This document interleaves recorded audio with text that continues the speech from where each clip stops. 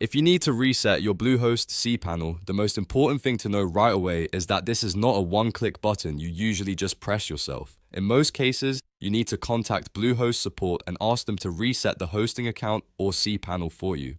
And before you do anything, you should back up your website files, databases, and emails because a reset can remove important data. If this tutorial helps, go ahead and hit the like button and subscribe for more quick software and hosting guides. Now let's walk through it step by step.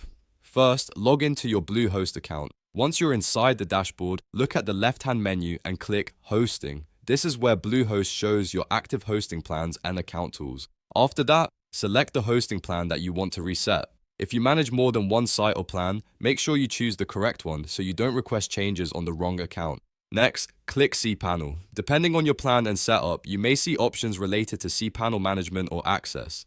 At this point, remember that resetting cPanel is a serious action, so take a moment to make sure you've saved anything important. That means downloading your website files, exporting your databases if needed, and making sure any email data you want to keep is backed up safely. Once your backups are done, it's time to contact Bluehost Support. The easiest way is usually through the support chat inside your Bluehost account. Open the chat and tell the support agent that you want to reset your cPanel or hosting account. Be clear and specific so they understand exactly what you need. For example, you can say that you want a cPanel reset and you want to know what will be deleted before anything happens. That's an important part of the process because support should confirm the data that will be removed or changed.